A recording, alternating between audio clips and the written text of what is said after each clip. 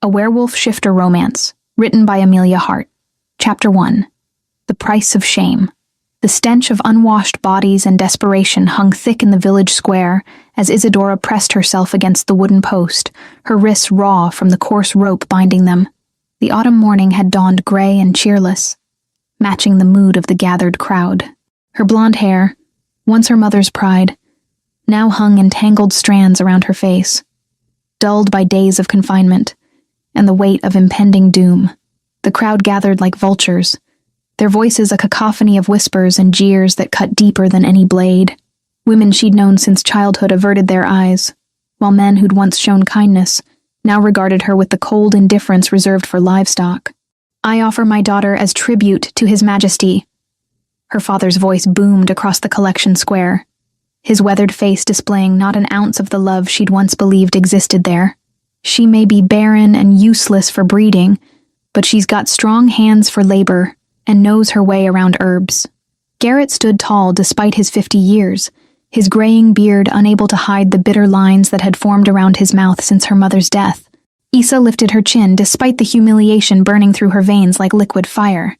At 22, she'd endured years of failed transformations, monthly disappointments when her body refused to shift under the full moon's call, and the crushing weight of knowing she'd never bear children. The village healer had confirmed it when she'd reached maturity. Something was broken inside her, some essential piece missing that would forever mark her as defective. But this, being sold like livestock while her neighbors watched, this was a new depth of degradation that threatened to shatter what remained of her spirit. "Father, please," she whispered, her voice barely audible above the market's din. "Don't do this. I can work harder, eat less. I won't be a burden anymore." Garrett turned away as if she were already dead to him, his jaw set in the stubborn line she remembered from her childhood. "The decision is made, girl. Should have thought of your worth before disappointing the pack for the 100th time." The memories crashed over her like winter waves against the rocky coastline. Her mother, Meredith, dying in a pool of blood after trying desperately to give birth to the son Garrett craved. The midwife shaking her head grimly, explaining in hushed tones that some women simply couldn't carry shifter children to term. The genetic incompatibility, the body rejecting what it couldn't support, all clinical terms that couldn't diminish the raw agony of loss. Isa had been barely 14 then, old enough to understand that her mother's death had been deemed a necessary sacrifice for the pack's bloodline, but too young to comprehend the full weight of what that meant for her own future. "The harvest failed again this season," announced Elder Thorne from his position near the tribute collection area. His gray eyes swept over the assembled offerings, sacks of grain, silver coins, and now, human flesh. "King Caspian's collectors are here to evaluate our tribute. It must be deemed sufficient." Isa's blood turned to ice at the mention of the Alpha King's name. She'd heard the stories whispered in dark corners and around dying fires. Tales of what happened to tributes sent to the capital. Servants who disappeared into the depths of the royal castle, never to be seen again. Warriors conscripted into endless battles against neighboring kingdoms. Women used for purposes she didn't dare imagine, their screams echoing through stone corridors until they fell silent forever. A commotion near the village entrance drew everyone's attention, the crowd turning as one toward the thundering sound of approaching horses. The royal collectors had arrived early, their mounts' hooves striking the cobblestones with military precision. 3 men dismounted in perfect synchronization, their black cloaks bearing the silver wolf emblem of the crown. A stylized beast with eyes that seemed to follow the viewer, mouth open in an eternal howl of dominance. The lead collector, a scarred man named Vex, whose reputation preceded him like a dark cloud, surveyed the tribute with cold calculation. Half his face bore the marks of claws. Some said from the king himself during a moment of displeasure, and his remaining eye held the flat, emotionless stare of a man who'd seen too much death to be moved by it anymore. "This year's offering appears adequate," Vex declared, his voice carrying the authority of the crown, and the implied threat of royal displeasure should adequacy prove insufficient. His gaze lingered on the grain sacks, mentally calculating their worth, before moving to the bound prisoners with the practiced eye of a slave trader. When his attention fell on Isa, something shifted in his expression. Interest, perhaps, or merely the recognition of something unexpected. "This one," he said, approaching with measured steps. "She's healthy?" "Healthy as a horse," Garrett replied quickly. his eagerness to be rid of his daughter evident in every word. He refused to meet Isa's gaze, focusing instead on the silver coins that would help him through the coming winter. Strong back, good with herbs and healing. Her mother was skilled in such arts before. Vex approached, circling Isa like a predator evaluating prey, his boots crunching against the scattered straw beneath their feet. Wolfless? The question was delivered with clinical detachment, as if her greatest shame were merely another item to catalog. Aye, but she works harder than most blessed with the gift. Garrett lied smoothly, the words rolling off his tongue with practiced ease. And Barren? Vex pressed, his single eye studying Isa's face for any reaction. The word hit Isa like a physical blow, driving the breath from her lungs and setting her cheeks ablaze with humiliation. Around the square, she could feel the weight of dozens of stares, some pitying, others contemptuous. That remains to be seen, her father hedged, though they both knew the truth. 5 years of maturity with no sign of fertility, no monthly cycles that might herald the possibility of children.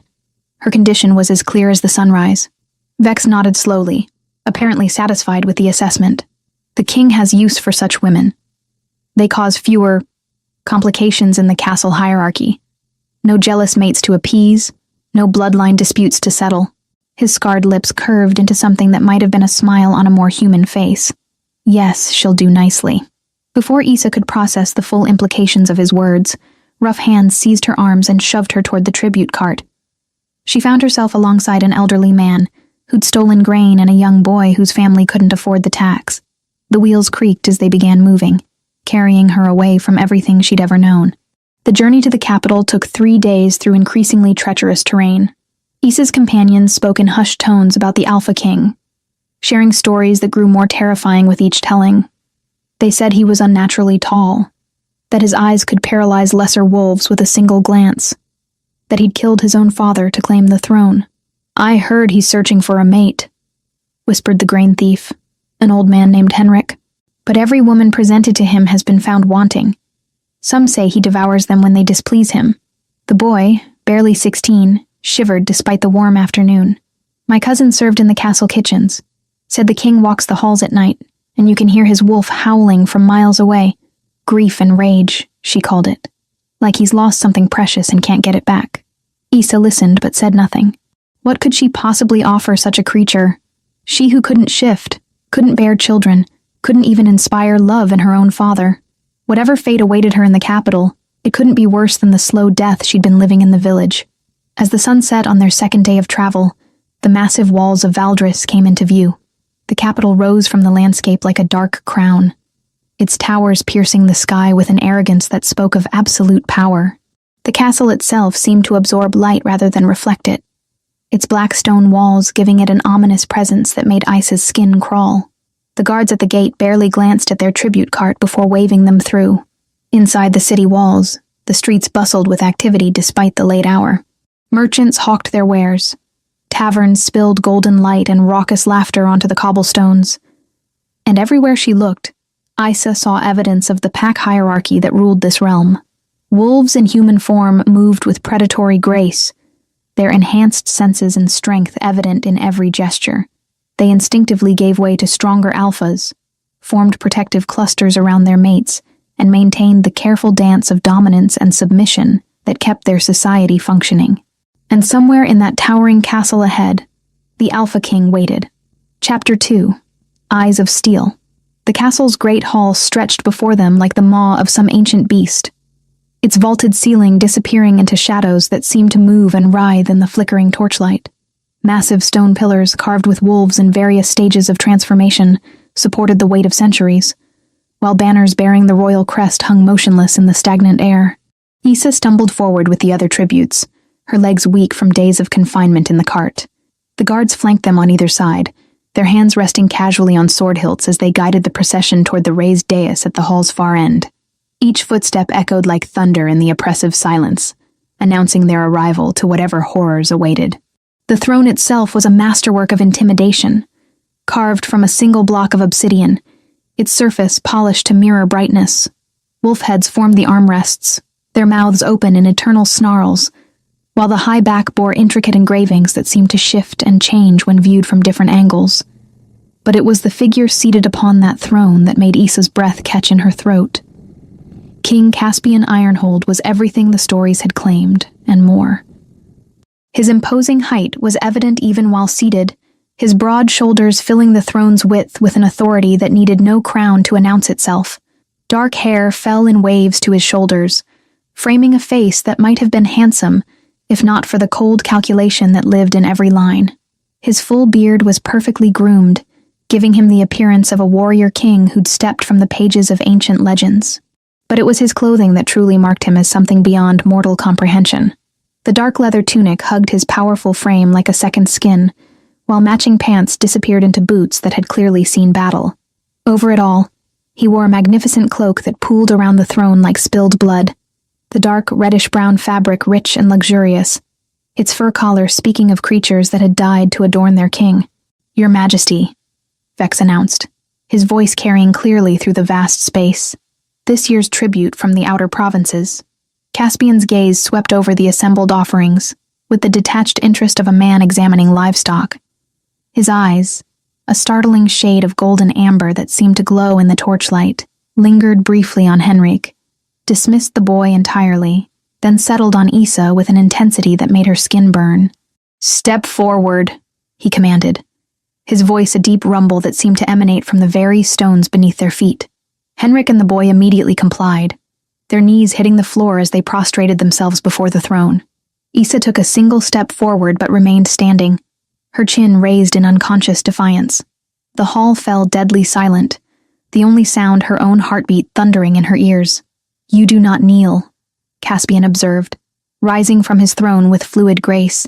As he stood, his true height became apparent. He towered over everyone present, his presence filling the space around him like a physical force. Interesting. He descended the dais steps with predatory slowness, each movement calculated to display the lethal power contained within his frame. The other tributes pressed themselves lower against the floor, as if trying to disappear entirely. But Issa found herself rooted in place by those burning amber eyes. "What is your name?" he asked, circling her just as Vex had done in the village square, though this inspection carried infinitely more danger. "Isadora," she replied, her voice steady despite the terror clawing at her throat. "But most call me Issa." "Most," he repeated, amusement flickering across his features. "And what should I call you?" The question hung in the air between them like a challenge. Issa felt the weight of every gaze in the hall, the barely contained hostility of the court nobles who ringed the chamber, the nervous energy of the guards who'd likely never seen anyone remain standing in their king's presence. "Whatever pleases your Majesty," she answered finally, though the words tasted like ash in her mouth. Caspian laughed, a sound devoid of warmth that echoed off the stone walls like breaking glass. "How diplomatic. Tell me, Isadora, who prefers Issa, why do you not show proper respect to your king?" The honest answer would have been that she had nothing left to lose, that a life of humiliation and rejection had burned away her capacity for submission. Instead, she met his gaze directly, something that made several courtiers gasp audibly, and spoke the truth that lived in her heart. "Respect is earned, your Majesty, not demanded." The temperature in the hall seemed to drop 10 degrees. Caspian went very still, his amber eyes beginning to shift and change, taking on the predatory gleam of his wolf. When he spoke again, his voice carried the unmistakable undertone of an alpha's command, the supernatural compulsion that could force submission from any shifter. "Kneel," he ordered, the word layered with power that pressed against Issa's mind like a physical weight. She felt it then, the crushing force of his will, the absolute authority that had cowed nations and brought enemies to their knees. It crashed over her in waves, seeking to overwhelm her consciousness and force her body into compliance. Around her, she could hear the other tributes whimpering, their bodies trembling under the spillover effects of power not even directed at them. But something within Issa pushed back. Some deep, instinctive part of her that had never learned to yield, that recognized the alpha's command as the cage it truly was. The pressure built behind her eyes until she thought her skull might crack. But still she remained standing, her blue eyes locked with his golden ones in a battle of wills that should have been impossible. Seconds stretched into eternity as king and peasant stared at each other across a chasm of power and privilege. Somewhere in the watching crowd, she heard a woman's sharp intake of breath, the whispered prayers of men who thought they were witnessing an execution. Finally, impossibly, the pressure lifted. Caspian stepped back, his expression shifting from commanding fury to something far more dangerous. Curiosity. Well, he murmured, his voice pitched low enough that only she could hear. That's unexpected. The transformation began subtly, starting with his eyes. The amber irises darkened to molten gold, then began to shift and swirl as his wolf pressed closer to the surface. His canine teeth elongated into fangs that gleamed white in the torchlight, while his fingers curved into claws that could rend flesh from bone with casual ease. The aura of power that surrounded him intensified, until the very air seemed to vibrate with barely contained violence. This was no mere display of authority. This was the Alpha King showing just how easily he could destroy anyone who defied him. Several courtiers stumbled backward, unable to withstand the supernatural pressure even as bystanders. Yet Issa remained unmoved, though every instinct screamed at her to run. Her heart hammered against her ribs and sweat beaded on her forehead, but her feet stayed planted firmly on the cold stone floor. Something in her recognized that running would mean death, that her only chance of survival lay in meeting his challenge head-on. "You resist my command," Caspian said, his voice now carrying the harmonic growl of his wolf. "Few have such fortitude." From the corner of her eye, Issa noticed several of the court nobles exchanging meaningful glances. A woman in silk robes leaned toward a man whose fingers bore the heavy rings of nobility, whispering something that made his eyes widen with surprise. Whatever they were seeing in this exchange, it clearly held significance beyond a simple display of defiance. "I resist what seeks to break me," Issa replied, surprising herself with her boldness. "I've been broken enough for one lifetime." Something flickered across Caspian's partially transformed features. Was it recognition? Understanding? Before she could analyze it further, he was speaking again, his voice returning to its human timbre, though his eyes remained wolf-bright. "During your journey here, what did your companions tell you about me?" The question seemed innocuous enough, but Issa sensed the trap within it. "They said many things, Your Majesty, most of them probably tales grown larger with each telling." "Summarize." "That you're unnaturally tall," she said, gesturing slightly at his imposing frame. "That your gaze can paralyze lesser wolves. That you killed your father for the throne." "And do you believe these things?" Issa considered her words carefully. "I believe you're exactly as tall as they've said. I believe your presence affects others powerfully. I can feel it myself. As for patricide," she paused, studying his face for any telltale reaction. "I believe a man becomes king through whatever means necessary, and history is written by the victors." For the first time since entering the hall, Caspian smiled, a genuine expression that transformed his entire face. The wolf retreated from his features, fangs shortening back to human teeth, claws retracting to reveal long, elegant fingers. When he spoke, his voice held a note of something that might have been approval. Wisdom disguised as diplomacy. How refreshing. He returned to his throne with the same fluid grace he'd displayed while descending, the great cloak settling around him like wings. "Tell me, Isadora, what skills do you possess that might make you useful in my court?" The question caught her off guard. Useful? She'd spent her entire life being told she was the opposite. I know something of herbs and healing, Your Majesty. My mother taught me before she died. Healing," he repeated thoughtfully. "And what else? I can read and write. I manage household accounts reasonably well. She faltered, unsure how to quantify a lifetime of making herself indispensable through sheer determination. "You survive," Caspian finished for her, his golden eyes studying her with renewed interest. "Despite being born into a world that has no place for you, you endure. That is a skill rarer than you might imagine." Chapter 3. Shadows and Secrets.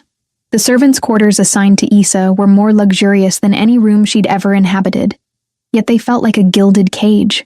Stone walls were softened by rich tapestries depicting hunting scenes, while a narrow window offered a view of the castle's inner courtyard. The bed, though small, boasted actual feathers rather than straw, and a wash basin with clean water awaited her use. Luxuries beyond her previous comprehension. 3 days had passed since her confrontation with King Caspian in the Great Hall, and she'd been assigned the peculiar role of personal attendant to the Alpha King himself. The other servants whispered about it in corners, their voices carrying equal measures of envy and terror. No one could remember the last time His Majesty had taken such direct interest in a tribute, and the speculation ran wild through the castle's corridors. Each morning, Issa was summoned to attend the king's chambers, bringing him his first meal of the day and ensuring his quarters remained immaculate. The work itself was simple enough, but the man she served remained an enigma wrapped in contradictions. This particular morning found her entering the royal chambers just as dawn painted the sky in shades of rose and gold. The king's apartments were a study in controlled power. Dark furniture carved from imported woods, weapons displayed with ceremonial precision, and books that spoke of a mind far more complex than his reputation suggested. Caspian stood at the great window overlooking his kingdom, still wearing the leather pants from the night before, but bare from the waist up. Issa tried not to stare at the map of scars that decorated his back, evidence of battles fought and wars won. Each mark told a story of violence survived, of strength tested and proven. "Your Majesty," she announced quietly, setting the breakfast tray on the table beside his bed. "The kitchen staff prepared your usual fare." He turned slowly, and she was struck anew by the contained power in his every movement. In the morning light, his amber eyes appeared almost human, though she'd learned to watch for the telltale shifts that announced his wolf's proximity to the surface. "Join me," he said, gesturing toward the chairs arranged near the fireplace. "Your Majesty, I couldn't—" It wasn't a request. Issa perched carefully on the edge of the indicated chair, her hands folded in her lap as she watched him settle into the seat across from her. This had become their routine over the past 3 days. These strange, intimate conversations that occurred in the gray hours between night and full dawn. "Tell me about your dreams," Caspian said, his voice carrying none of the royal command she'd grown accustomed to. Instead, it held an almost gentle curiosity that made her chest tighten with unexpected emotion. "My dreams, Your Majesty? You cry out in your sleep. The guards report hearing you through the walls." He leaned forward slightly, his gaze never leaving her face. "They seem intense." Heat flooded Issa's cheeks at the realization that her private torments had become public knowledge. The dreams had been coming every night since her arrival, vivid, unsettling visions that left her gasping and disoriented. "I see a silver moon," she began hesitantly. "But it's not like any moon I've ever witnessed. It seems to pulse with its own light, and there are voices." She trailed off, afraid he'd think her mad. "What do the voices say?" "I can't understand the words, but they feel ancient, important. Like they're trying to tell me something crucial that I'm too foolish to comprehend." She looked up to find him watching her with an intensity that made her breath catch.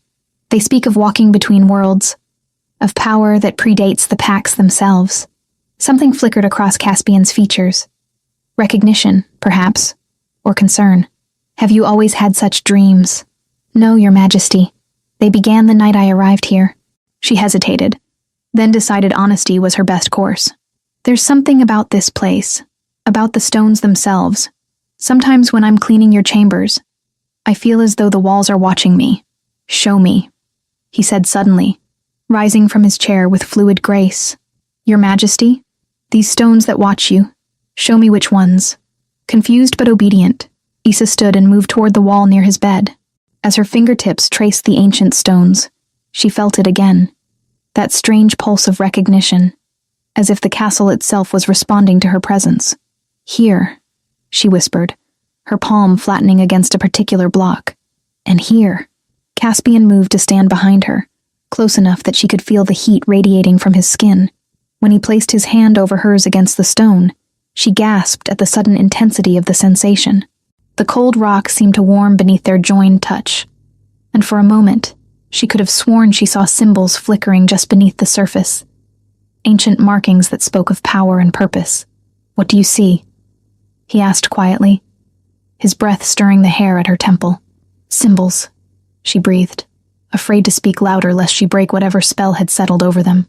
Like writing, but not in any language I recognize. They're beautiful and terrible at the same time." Caspian's hand tightened over hers for just a moment, before he stepped back, leaving her feeling strangely bereft.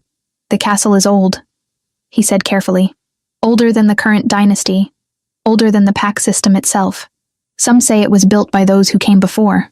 Who came before? But he'd already moved away. reaching for a shirt from the wardrobe as if their intimate moment had never occurred. "Finish your duties here, then attend me in the map room. We have much to discuss regarding the kingdom's affairs." The dismissal stung, but Issa had learned to recognize when the king retreated behind his walls of authority. She completed her tasks efficiently, making his bed with military precision and ensuring every surface gleamed. But as she worked, her mind kept returning to the warmth of his hand over hers, the way her body had responded to his proximity with a hunger she didn't dare name.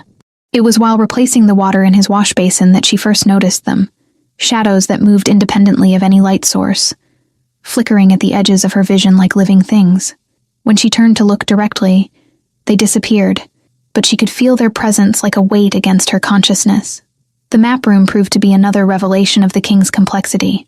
Charts and documents covered every available surface, detailing trade routes, military positions, and diplomatic correspondence that painted a picture of a ruler far more engaged with governing than the stories suggested. Caspian stood bent over a particularly detailed map of the Northern Territories, his finger tracing what appeared to be supply lines. "The harvest failures aren't isolated to your village," he said, without looking up as she entered. 7 provinces have reported similar problems. The soil itself seems to be failing, as if something is draining the life from it. Issa approached cautiously, studying the marks and notations that covered the map. "Have you considered blight, Your Majesty? My mother taught me that certain diseases can spread through root systems underground. It's not blight." His voice carried a grim certainty that made her look up sharply. "I've had the court's best scholars examine the affected areas. This is something else entirely. Something unnatural." Before she could respond, a commotion in the corridor outside drew their attention. Raised voices, the sound of running feet, and underneath it all, a low growling that made the hair on Issa's arm stand on end. Caspian was moving before she could blink, his body flowing into a partial transformation as his senses expanded to their supernatural limits. His eyes shifted to brilliant gold, while his canine teeth elongated, and she caught the scent of power rolling off him in waves, wild and dangerous, and utterly compelling. "Stay here," he commanded, his voice carrying the harmonic undertones of his wolf. But as he reached for the door, another sound stopped him cold, a howl that seemed to come from within the very walls of the castle, echoing through stone and mortar, with a loneliness that made Issa's heart clench. "What was that?" she whispered.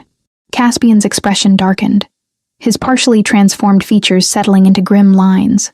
"A reminder," he said softly, "that some wounds never fully heal." The howl came again, closer this time, and with it came the unmistakable sound of something large moving through the castle's corridors. But instead of fear, Issa felt an odd sense of recognition, as if that mournful cry was answering something deep within her own chest. "Your Majesty," she said quietly, "I don't think whatever's out there means harm. It sounds—" She struggled for the right word. "Lost." Caspian studied her for a long moment, his golden eyes searching her face for something she couldn't name. "You have unusual instincts for someone without the gift," he observed. "Most humans would be terrified by that sound. Most humans haven't spent their lives listening to the pain others try to hide," she replied without thinking, then flushed at her boldness. Something shifted in his expression, a softening she'd glimpsed only rarely in their morning conversations. "No," he said quietly, "I suppose they haven't." The howling faded gradually, leaving behind a silence that felt heavy with unspoken truths.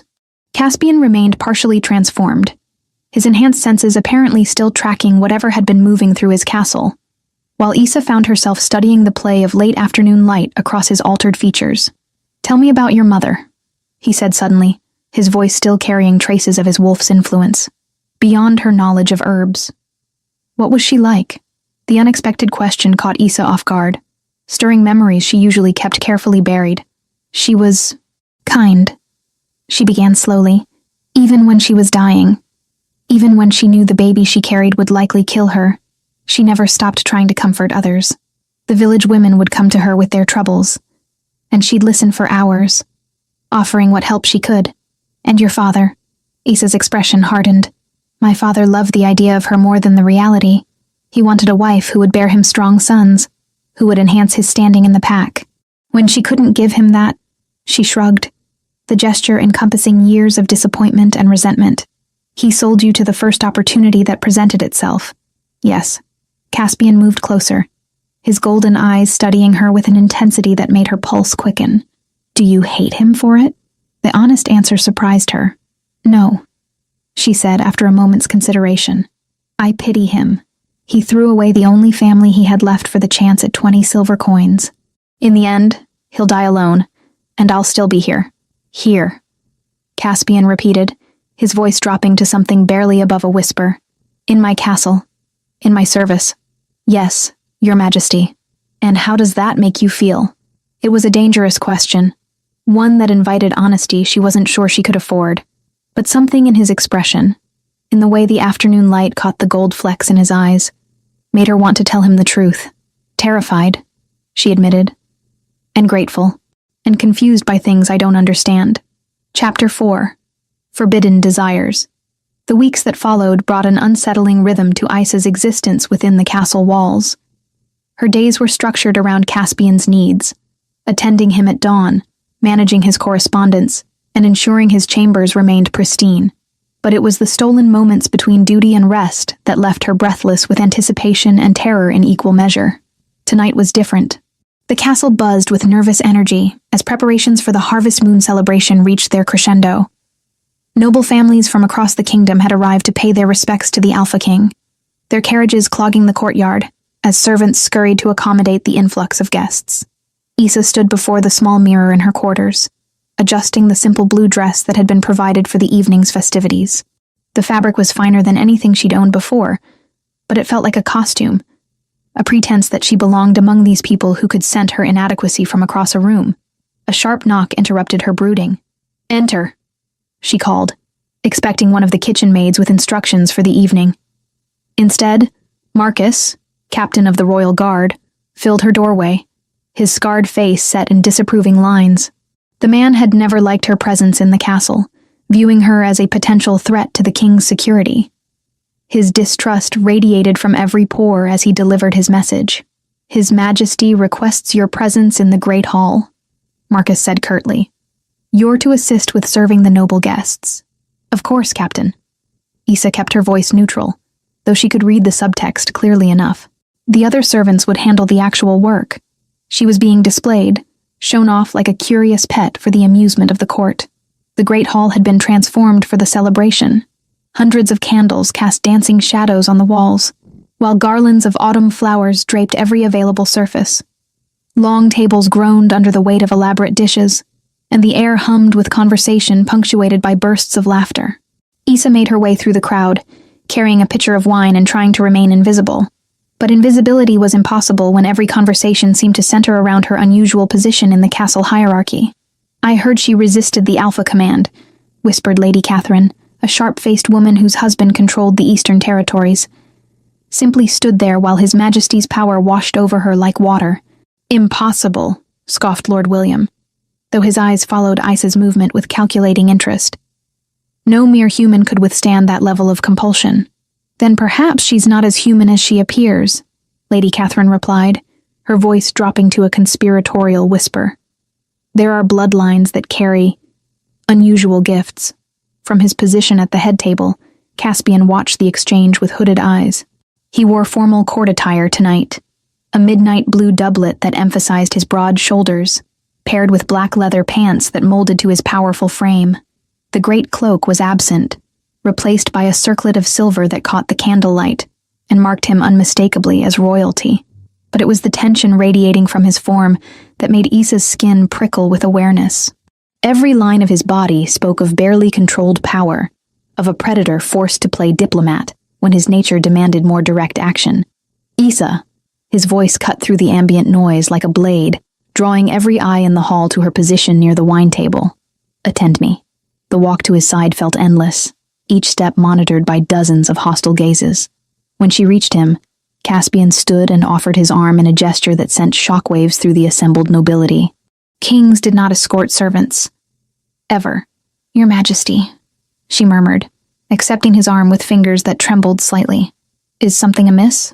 Walk with me," he said simply, leading her toward the gardens that adjoined the hall. Behind them, Isa could hear the whispered explosion of gossip that their departure would generate. but Caspian seemed utterly unconcerned with propriety. The gardens were a revelation in the moonlight, carefully cultivated paths winding between beds of night-blooming flowers whose fragrance filled the cool air with intoxicating sweetness. They walked in comfortable silence for several minutes before Caspian spoke. "You're uncomfortable with the attention." It wasn't a question, but Issa nodded anyway. "I'm not accustomed to being observed so closely, Your Majesty. In my village, I was invisible by choice and circumstance. And here you're anything but invisible."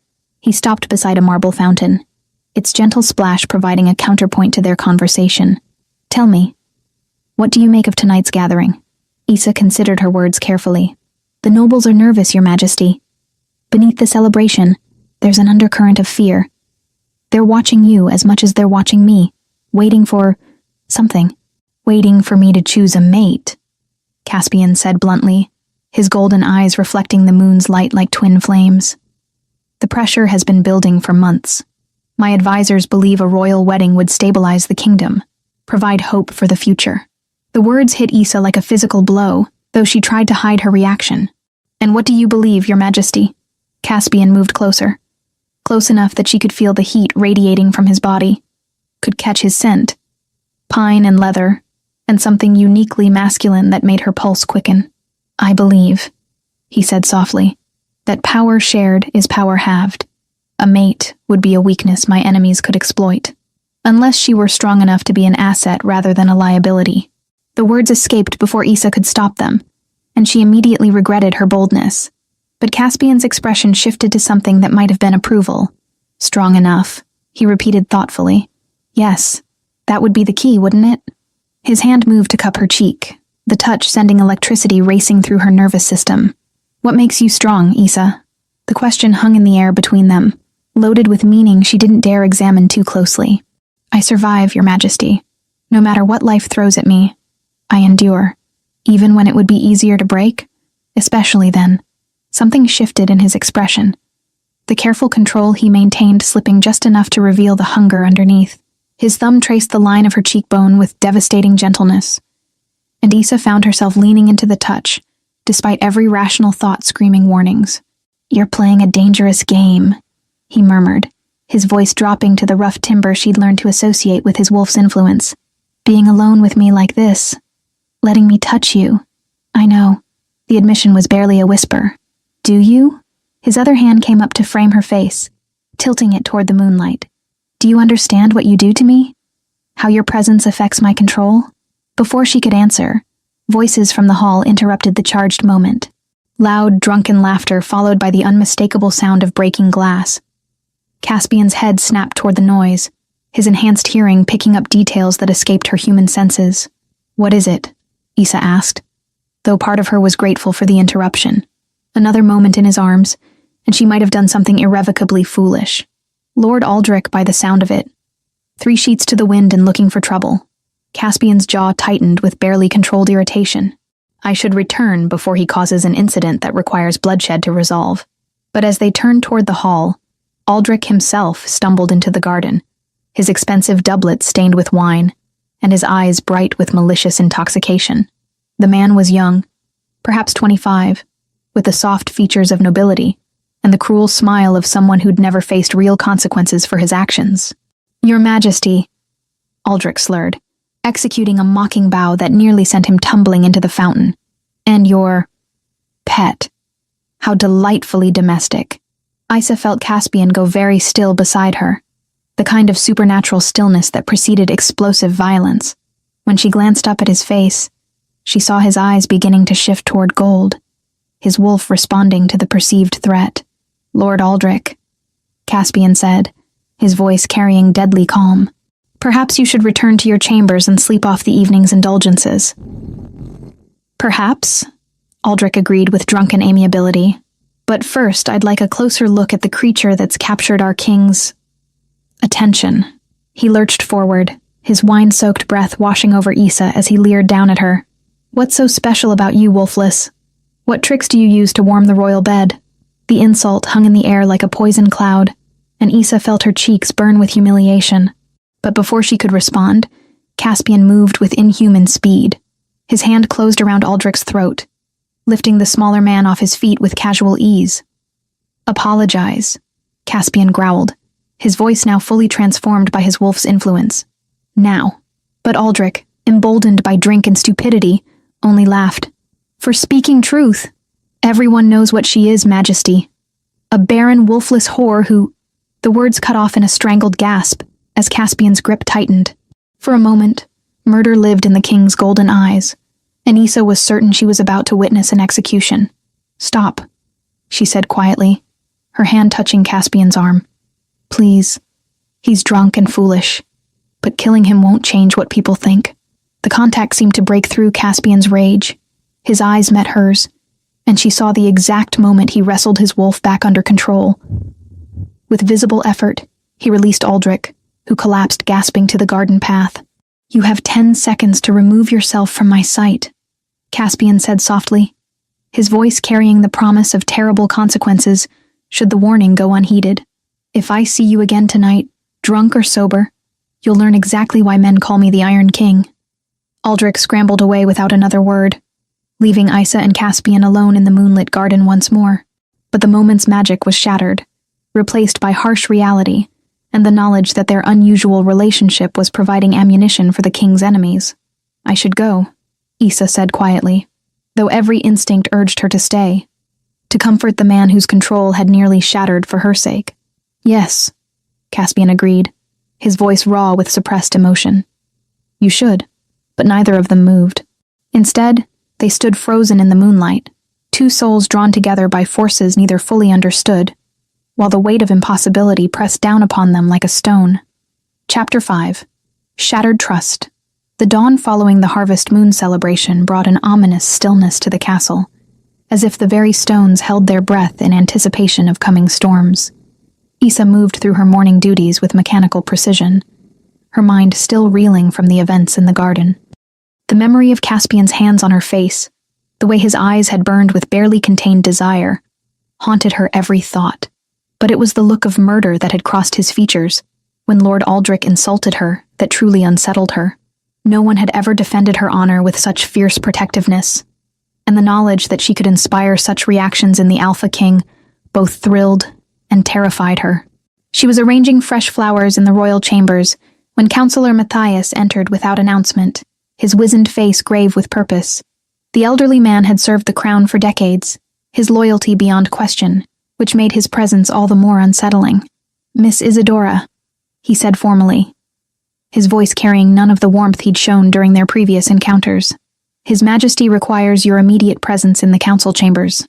Something in his tone made her stomach clench with dread. "Of course, Councillor. Is anything amiss?"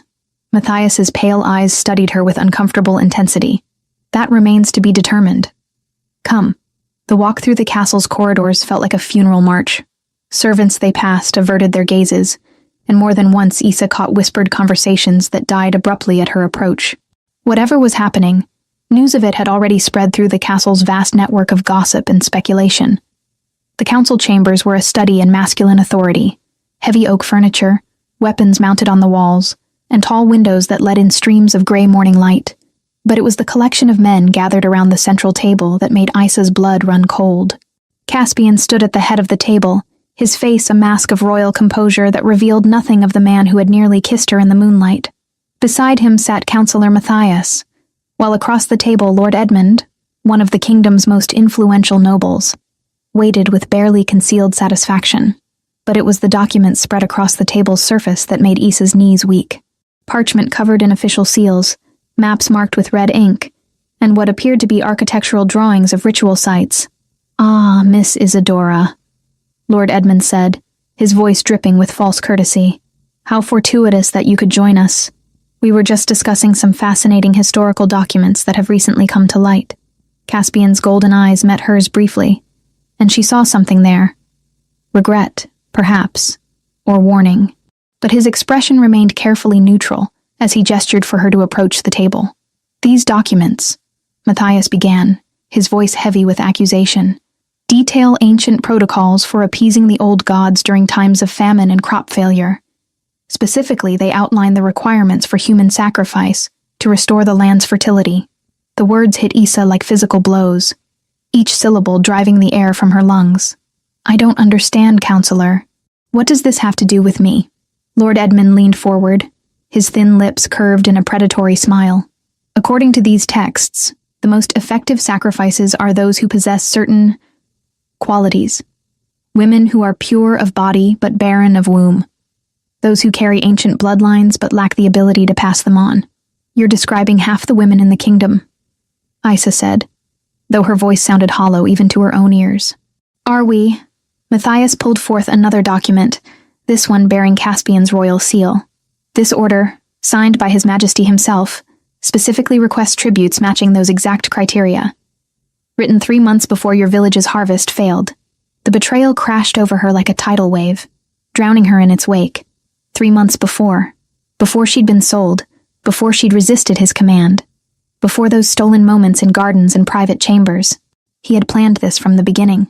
Your Majesty," she whispered, her eyes searching his face for any sign of denial, any indication that this was some elaborate misunderstanding.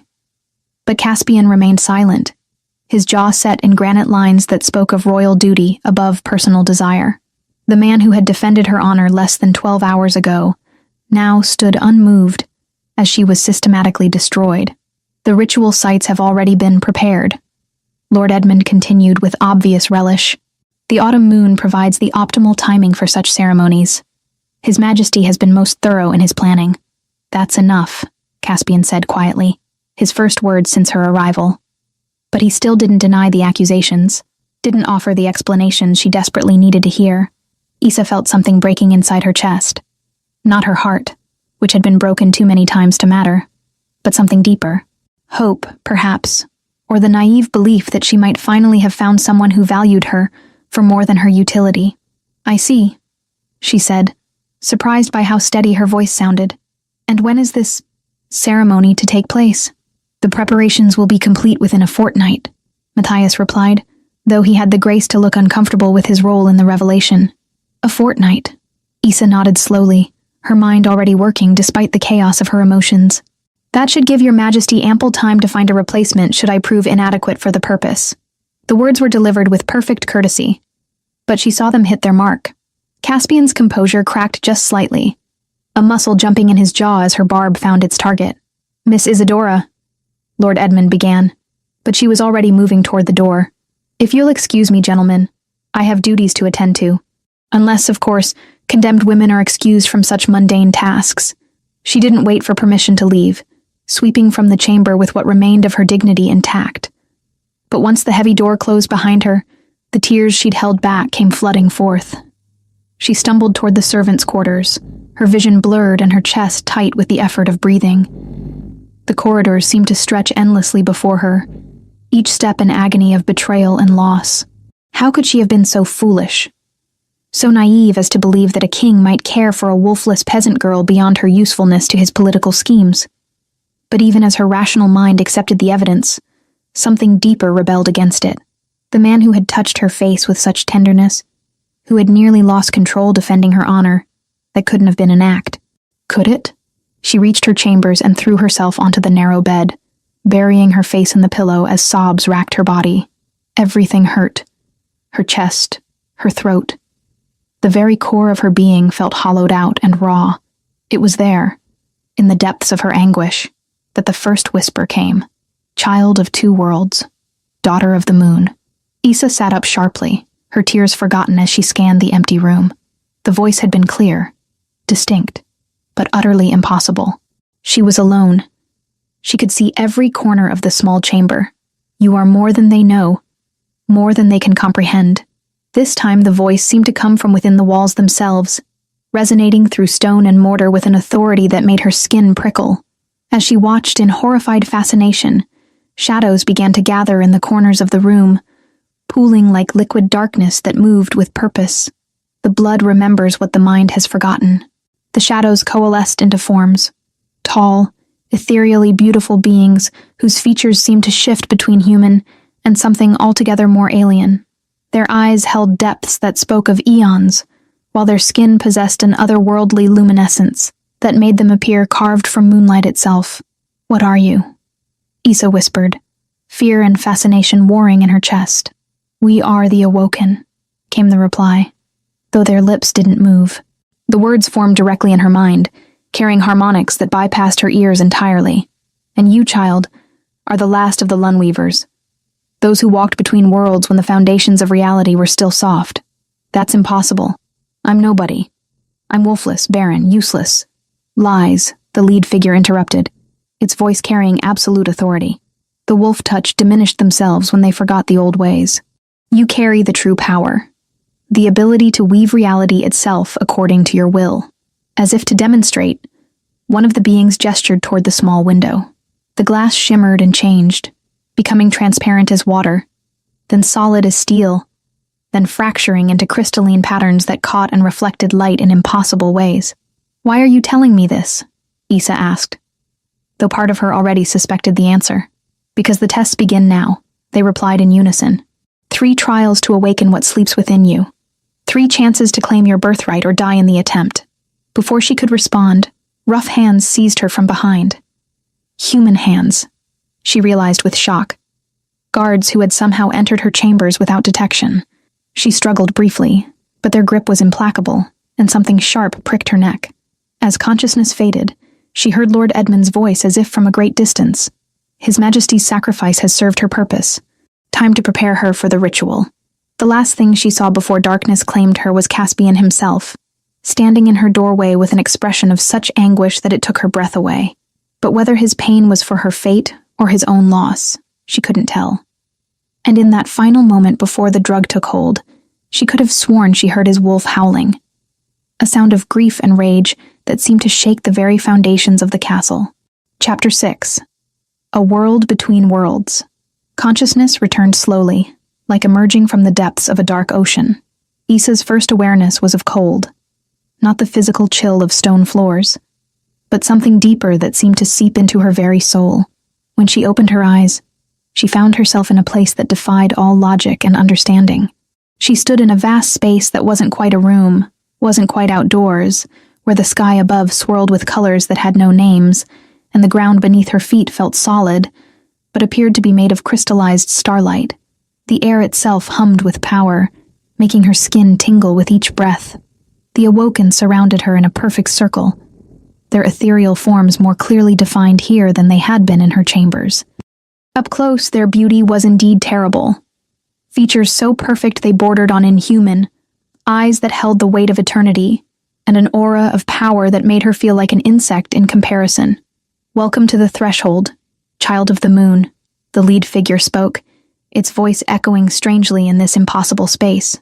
"Here, between the world of flesh and the realm of pure thought, you will face what you truly are." "I don't understand," Issa said, her voice sounding small and lost. "What is this place?" "This is where Lunweavers are born," another of the beings replied, "where the trials that forge them into what they must become take place. Your bloodline has slept for generations, but the awakening can no longer be delayed." As if responding to their words, the space around them began to shift and change. The crystalline ground rippled like water, forming into new shapes and configurations, while the impossible sky darkened until only a silver moon provided illumination. But this moon was unlike anything Issa had ever seen. It pulsed with its own inner light, and as she stared at it, she could swear she heard voices calling from within its radiance. "The first trial," the lead Awoken announced, "is truth. You must see reality as it truly is, without the comfortable lies that have shaped your existence." Before Issa could ask what that meant, the world exploded into visions. She saw herself as a child, attempting to shift under the full moon while her parents watched with growing desperation. But now she could see what they couldn't. Threads of silver light that flowed around her, not the golden energy that marked true shifters, but something older, more primal. The vision shifted, showing her mother's death in vivid, horrible detail. But again, she saw more than she had as a terrified 14-year-old. Meredith hadn't died from the complications of childbirth alone. She had been fighting something, using power she barely understood to protect the daughter who would carry on a bloodline she didn't even know she possessed. She knew, one of the Awoken whispered directly into her mind. In her final moments, she understood what you were destined to become. The child she carried would have been ordinary, a shifter like his father. But you were always meant for something greater. No, Issa gasped, the truth too overwhelming to accept. She died trying to give my father a son. She died because I wasn't enough. She died because she chose to pour her life force into awakening your dormant gifts, rather than saving herself. The bloodline demanded continuation, and she answered that call. The visions continued relentlessly. She saw every moment of rejection, every instance where her failure to shift had brought shame to her family. But now she could see the silver threads that had always surrounded her. The way reality seemed to bend slightly in response to her emotions. The small miracles that she'd always attributed to luck or coincidence. The grain that had survived the blight in the corner of their field where she'd prayed for help. The sick animals that had recovered after she'd tended them. The strange dreams that had always warned her of danger just in time to avoid it. You were never broken, the Awoken said gently. You were simply awakening to a power so much greater than their small understanding that they couldn't recognize it. The first trial's visions faded, leaving Issa gasping and disoriented. But before she could process what she'd learned, the space around them shifted again. The crystalline ground rising into obstacles and barriers that stretched as far as the eye could see. The second trial, another Awoken announced, is will. You must shape reality through desire alone, bending the fabric of existence to your intent. I don't know how, Issa protested, staring at the impossible maze that had formed around them. You have always known. Every time you wished for something desperately enough, reality conspired to provide it. Every time you needed strength, it came. The power has always been yours. You simply never recognized its source. Tentatively, Issa reached out toward one of the crystalline barriers. The moment her fingers made contact, she felt it. A flowing connection between her will and the substance of this strange realm. The barrier was solid, implacable, but she could sense its essential nature, the mathematical certainties that held it in place. Change it, the Awoken commanded. Make it what you need it to be. Issa closed her eyes and imagined the barrier as water, fluid and yielding. For a moment, nothing happened. Then, slowly, she felt the crystalline structure beginning to soften under her touch. When she opened her eyes, her hand was passing through the barrier as if it were liquid light. I did that, she whispered in amazement. You did that, they confirmed. Now do more.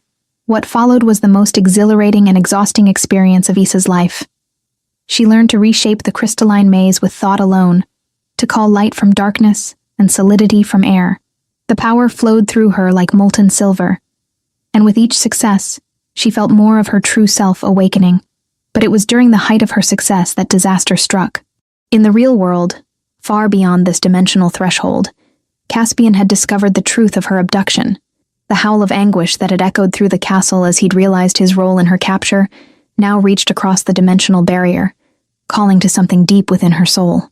The sound shattered her concentration, and the maze collapsed around them in a cascade of breaking crystal. But worse than the physical destruction was the emotional devastation that followed. Even here, in this realm of infinite possibility, she couldn't escape the betrayal that had torn her heart to pieces. Focus, the Awoken commanded, but their voices seemed distant now, overwhelmed by the reality of what awaited her return. That was when they appeared, the guards who had captured her, somehow manifesting in this impossible space. But these weren't the same men who had dragged her from her chambers.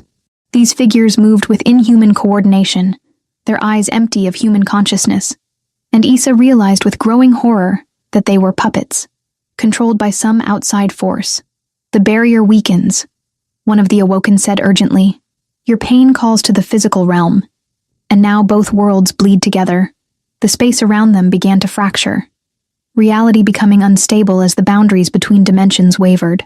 Through the cracks, Issa could see glimpses of the castle, of stone corridors and flickering torches, and moving through those corridors with desperate purpose, she saw Caspian. He looked haggard, his usually perfect composure shattered.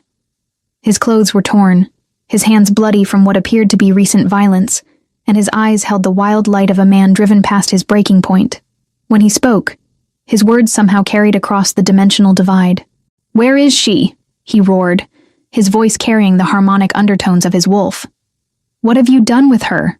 The puppet guards in the threshold space moved to attack, but they were clumsy, their borrowed forms struggling to function in this realm of pure thought. Issa destroyed them with a gesture, her newfound power responding instinctively to the threat. But their destruction opened a wider rift between the worlds, and suddenly Caspian was there, not physically, but as a projection of will and desperate love that was strong enough to breach the dimensional barrier. Impossible, one of the Awoken breathed.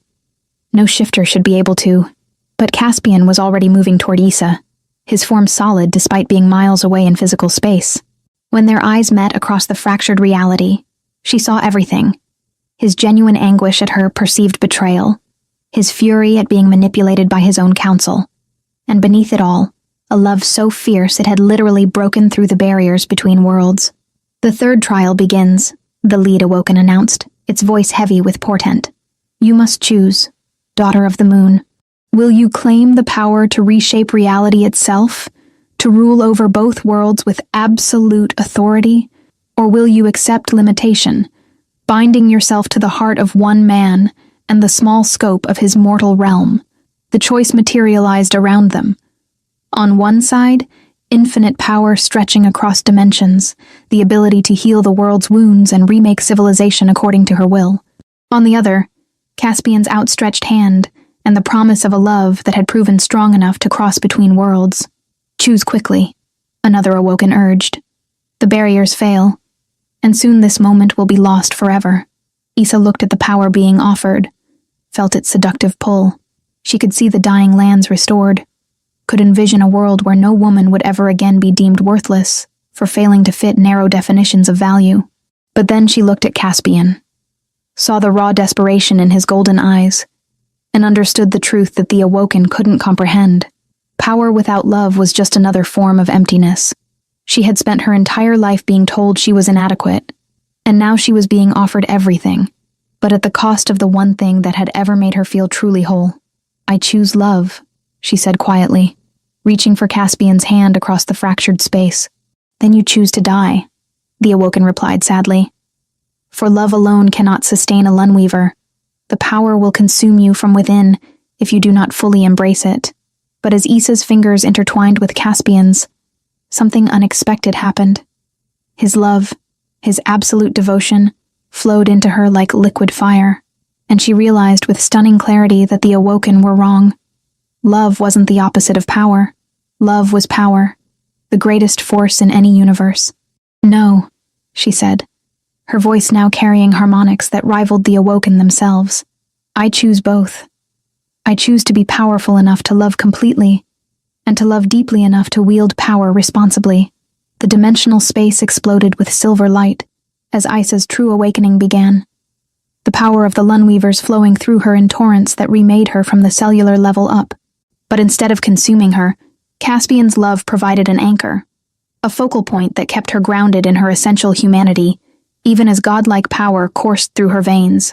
Chapter 7. The Crown of Silver Light. The explosion of silver light that marked Issa's awakening shattered the dimensional barriers completely, hurling both her and Caspian back into the physical realm with devastating force. They materialized in the castle's deepest dungeon, where her captors had been preparing the ritual chamber, their bodies slamming into cold stone with bone-jarring impact. Issa gasped as consciousness returned, her newly awakened senses overwhelmed by the sudden shift from the ethereal threshold to harsh reality. Every nerve ending sang with power she was still learning to control, while her vision seemed to pierce through shadows that would have been impenetrable moments before. The dank air of the dungeon carried information now. The scent of fear from the guards who had fled, the metallic tang of blood, and underneath it all, the familiar pine and leather fragrance that belonged uniquely to Caspian. "Issa." His voice reached her through the chaos, rough with exhaustion and relief. She turned to find him struggling to his feet, his royal attire torn and bloodstained from whatever battles he'd fought to reach her. But his golden eyes blazed with an intensity that spoke of love transcendent, the kind of devotion that could breach dimensional barriers through sheer force of will. "I'm here," she whispered, her own voice carrying new harmonics that made the stone walls resonate with sympathetic vibrations. "I'm real." Before either could say more, the sound of approaching footsteps echoed through the dungeon corridors. Heavy boots on stone, the clink of weapons, and voices raised in military coordination. Lord Edmund's voice cut through the noise, sharp with authority and barely controlled panic. "Seal all exits. The king has been compromised by the witch's influence. Subdue them both if necessary, but the ritual must proceed," Caspian snarled, his wolf rising to the surface as his eyes blazed golden fire. "Edmonds orchestrated this entire conspiracy. The council documents, my supposed orders for your sacrifice, all fabricated to justify what they planned from the beginning. They wanted a Lunweaver for their ritual," Issa said, understanding flooding through her as her awakened consciousness processed the truth. Not just any sacrifice, but one of the old bloodline. They knew what I was before I did, and they used my feelings for you as a weapon. Caspian's voice carried the growl of his wolf as his body began the familiar shift toward his more dangerous form. "Made me complicit in your capture through manufactured evidence." The first wave of guards rounded the corner, their weapons drawn and expressions grim with purpose. But they stopped short when they saw what awaited them. Issa, standing with silver light cascading from her skin like liquid moonbeams. While beside her, Caspian completed his transformation into something that was part man, part apex predator. His wolf form was magnificent and terrifying in equal measure, standing nearly 7 feet tall, with midnight dark fur that seemed to absorb light and golden eyes that promised death to anyone who threatened his mate. The Alpha King's power rolled off him in waves that made the lesser wolves among the guards whimper and back away involuntarily. "Stay back," Issa commanded, her voice now carrying the authority of awakened Lunweaver gifts. The guards found themselves frozen, unable to advance against the combined force of her will and Caspian's predatory presence. But Lord Edmund himself appeared behind them, flanked by Councillor Matthias and several other conspirators. In Edmund's hands was an artifact that made Issa's new senses recoil. A twisted staff of black metal inscribed with symbols that hurt to look at directly. "Fascinating," Edmund said, his voice filled with scholarly fascination rather than fear. "The awakening has proceeded exactly as the old text described.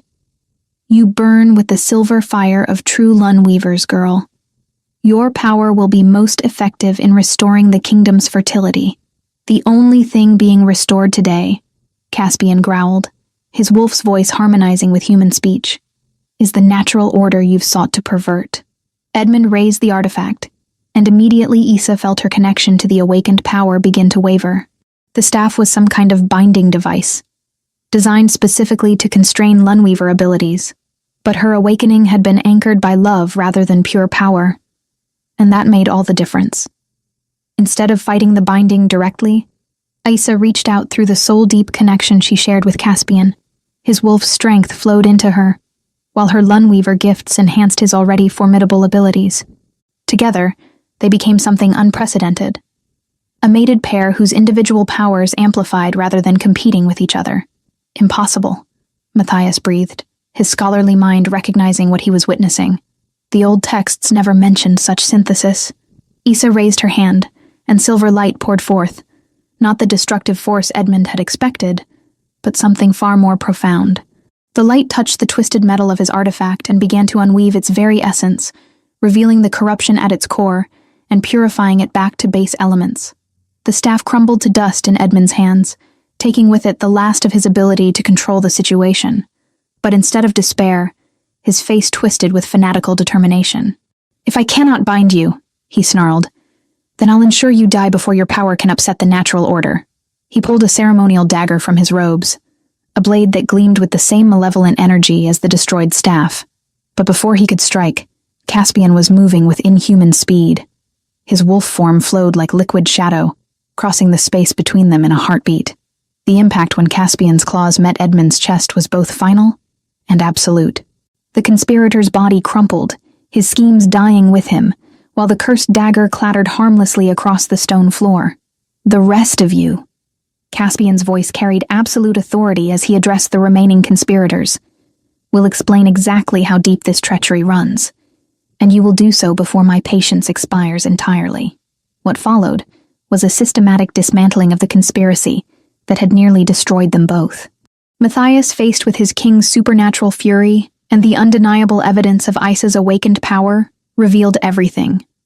The faked documents, the deliberate manipulation of events to ensure Issa's capture, even the coordination with certain noble houses who had grown tired of Caspian's independent rule.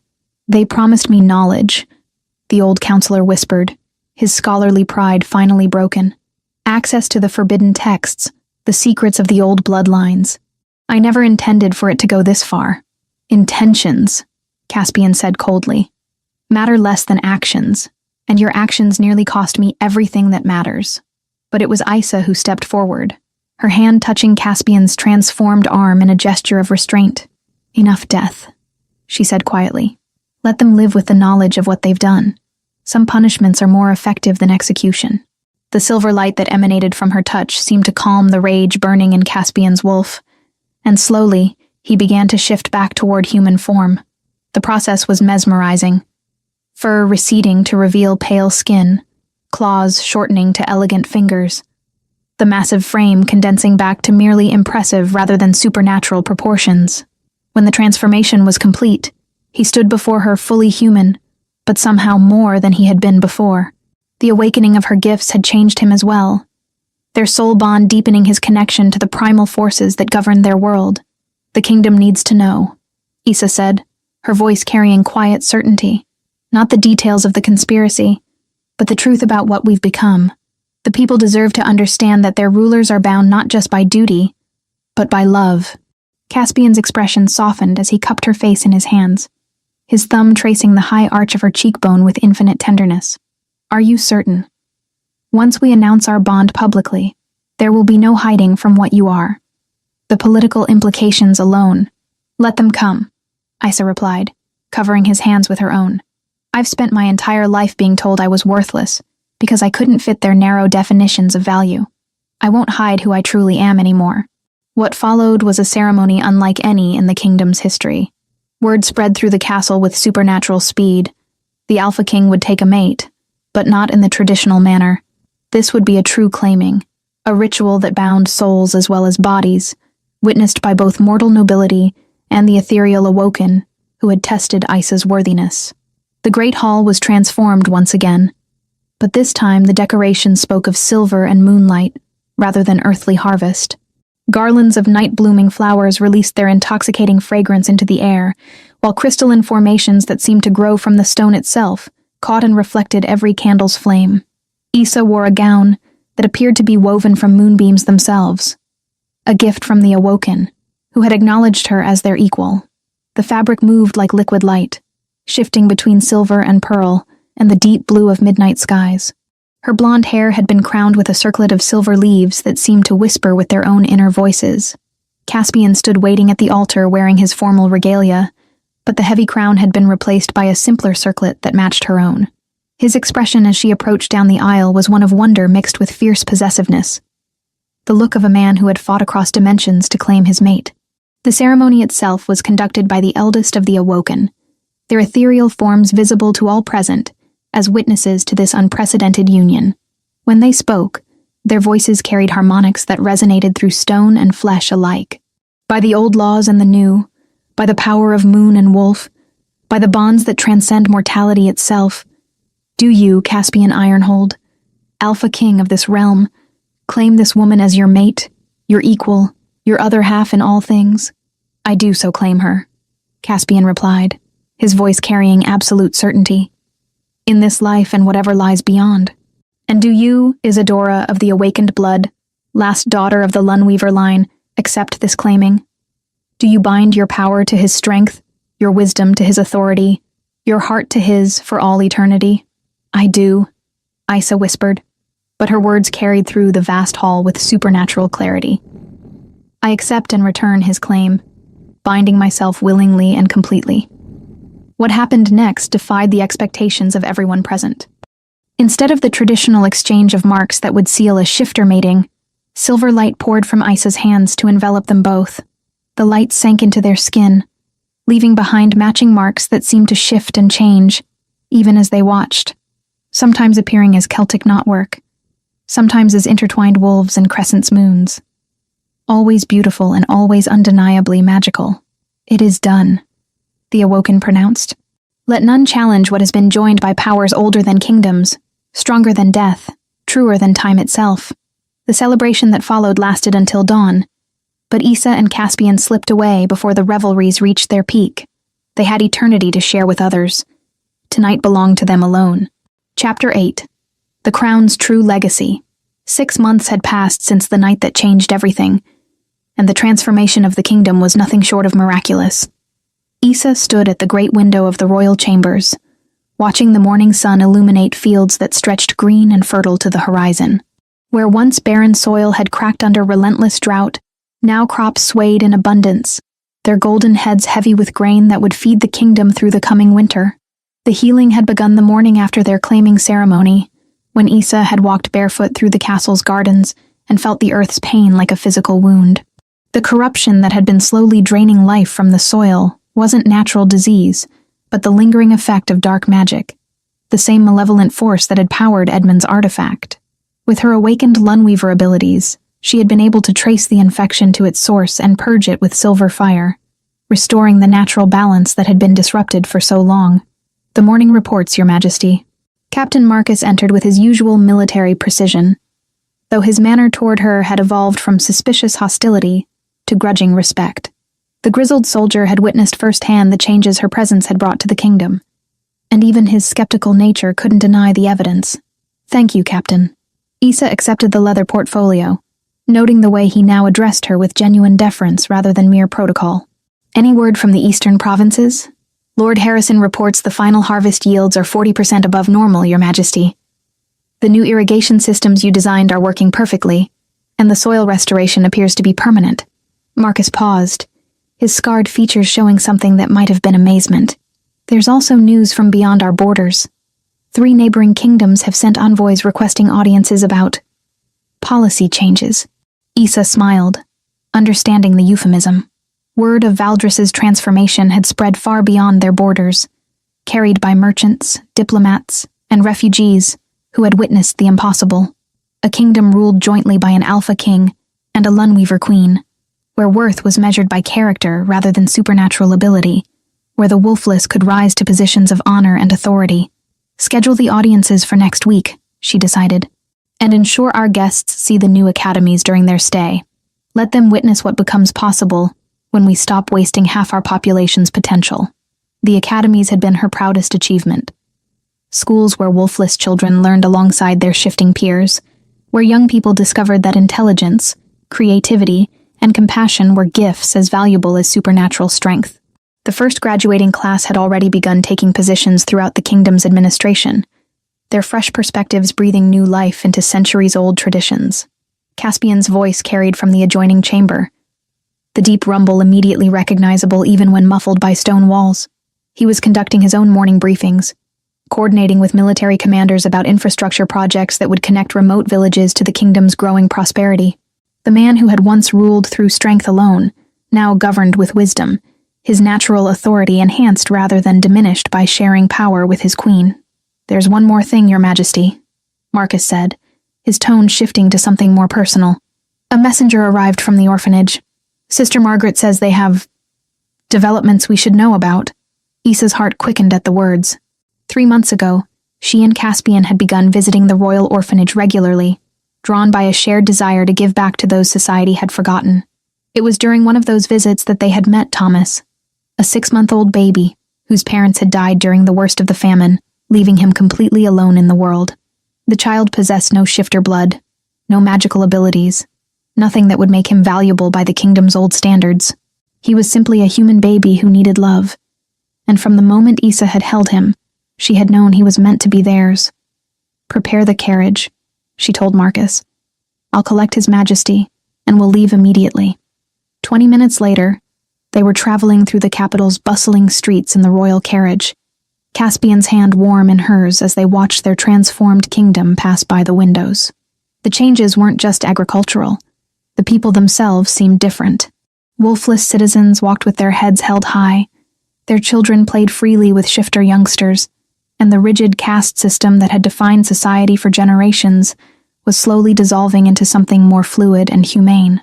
"You're nervous," Caspian observed, his enhanced senses picking up the subtle changes in her scent and heartbeat that betrayed her emotional state. "Terrified," Issa admitted. "What if something's wrong? What if he's sick or... Caspian interrupted gently. "Sister Margaret has wonderful news to share and wants to deliver it in person." His golden eyes were warm with affection as he lifted their joined hands to press a kiss to her knuckles. Either way, we face it together. The orphanage occupied a sprawling complex that had once housed only the most desperate cases, children whose lack of valuable bloodlines marked them for lives of servitude. Now, it functioned more like a proper school, with bright classrooms, well-stocked libraries, and gardens where children could play without fear of judgment. Sister Margaret met them in the main hall, her weathered face glowing with barely contained excitement. The elderly nun had run the orphanage for 3 decades, caring for society's unwanted with fierce devotion and limited resources. The changes of recent months had transformed her from a woman fighting a losing battle against poverty and prejudice into someone who could finally offer real hope to her charges. "Your Majesties," she said, executing a respectful curtsy. "Thank you for coming so quickly. I have the most wonderful news to share." She led them through corridors lined with children's artwork. Colorful drawings that depicted a world where wolves and humans lived in harmony, where queens had silver light in their hands, and kings were gentle giants who protected everyone regardless of their abilities. They found Thomas in the nursery, sitting in a patch of morning sunlight while playing with wooden blocks carved by the older children. At 9 months old, he was a sturdy baby with dark hair and bright blue eyes that lit up the moment he saw them. His arms reached out immediately, and Issa's heart melted as she scooped him up. "The paperwork is complete," Sister Margaret announced, her voice thick with emotion. "The formal adoption has been approved by the council. Thomas is officially your son." The words hit Issa like a physical blow, not of pain, but of overwhelming joy. After a lifetime of being told she was broken, incomplete, worthless, because she couldn't bear children, she was finally a mother, not through biology, but through choice and love, and the deliberate decision to create family from affection rather than bloodline. "Our son," Caspian corrected gently, his large hands careful as he stroked the baby's dark hair. Thomas gurgled happily, completely unaware that he had just become heir to a kingdom, that his ordinary human blood would one day wear a crown that had been reserved for supernatural nobility for centuries. "He'll never shift," Issa said quietly, her voice carrying wonder rather than sadness. "He'll never have magical powers or enhanced senses. He'll just be human. He'll be loved," Caspian replied firmly. "He'll be raised to value compassion over conquest, wisdom over strength. He'll grow up knowing that his worth comes from his character, not his abilities." Sister Margaret wiped tears from her eyes as she watched the new family together. "There's something else, Your Majesties. 7 other kingdoms have sent inquiries about our adoption policies. They want to know how to establish similar programs, how to care for children regardless of their bloodlines." As if summoned by their conversation, a group of older children appeared in the nursery doorway. Wolfless youngsters who had once been resigned to lives of servitude, now bright with the knowledge that they could aspire to anything. Among them was Sarah, a 12-year-old girl whose intelligence had been ignored until Issa's educational reforms recognized her potential. "Your Majesty," Sarah said shyly, approaching with a carefully wrapped bundle in her hands. "We made something for Prince Thomas." She unwrapped a beautiful quilt, each square sewn by different children, depicting scenes of the kingdom's transformation. There were images of abundant harvests, children of all backgrounds playing together, and at the center, a royal family that included a perfectly ordinary baby, surrounded by supernatural parents who loved him completely. "It's beautiful," Issa whispered, her voice thick with emotion. "Thomas will treasure it always." But it was what happened next that would live in kingdom legend for generations to come. As Issa held the baby wrapped in his new quilt, silver light began to emanate gently from her hands. Not the fierce power of battle or healing, but something soft and warm that spoke of protection and unconditional love. The light didn't change Thomas, didn't grant him abilities he wasn't born with. Instead, it settled around him like a blessing, a magical ward that would shield him from harm while allowing him to remain perfectly, wonderfully human. "He'll be safe," Caspian observed, his enhanced senses reading the nature of the magical protection. "The silver light will guard him without changing who he is." "As it should be," Issa replied, pressing a gentle kiss to Thomas's forehead. "He's perfect exactly as he is." The afternoon found them back at the castle, but instead of retreating to the royal apartments, they made their way to the new academy where Issa held her weekly classes for wolfless young people. The great hall had been converted into a classroom where 30 students ranging from age 12 to 20 gathered to learn about their own potential. Today's lesson was particularly meaningful. With Thomas sleeping contentedly in Caspian's arms nearby, Issa stood before the assembled students and spoke about the true nature of power. For too long, this kingdom defined worth by supernatural ability, she began, her voice carrying clearly through the hall. But power comes in many forms. The farmer who feeds a village, the healer who tends the sick, the teacher who opens minds, the parent who loves unconditionally. These are all forms of strength that build kingdoms. A young man in the front row raised his hand. But Your Majesty, without shifting ability or magic, how can we truly matter? How can we make a difference? Issa smiled, gesturing to the transformed hall around them, to the thriving kingdom visible through the tall windows, to the sleeping baby in the Alpha King's protective embrace. Look around you, Marcus. Look at what we've built together. Wolfless and shifter, magical and mundane, all working toward the same goal. The greatest power any of us possess is the ability to choose love over fear, acceptance over prejudice, hope over despair. She moved among the students as she spoke, her silver light creating gentle illuminations that revealed not supernatural gifts, but the unique talents each person carried: artistic ability, mathematical brilliance, natural leadership, the capacity for deep empathy. You are not broken, she continued, the words echoing her own journey from shame to self-acceptance. You are not lesser. You are exactly what this kingdom needs. People who understand that true strength comes from perseverance, that real nobility comes from service, that the greatest magic of all is the ability to see worth in others that they cannot see in themselves. The session concluded with a demonstration that had become her signature, teaching the students to perceive the silver threads that connected all living things, the invisible network of care and compassion that held communities together. Not everyone could see them clearly, but all could feel their presence, could understand their role in the greater tapestry of existence. As the sun set over Valdris, painting the sky in shades of rose and gold, the royal family returned to their chambers. Thomas had awakened and was babbling happily as Caspian carried him, the baby's ordinary human sounds somehow more precious than any supernatural display. He'll be a good king, Issa said quietly, as they watched Caspian settle into a chair by the fireplace. The intimidating Alpha King transformed into a gentle father, making silly faces to earn baby giggles. He'll be better than good, Caspian replied, looking up with eyes that glowed, not with wolf fire, but with paternal love. He'll be kind. In a world that spent too long valuing strength over compassion, kindness might be the most revolutionary trait of all.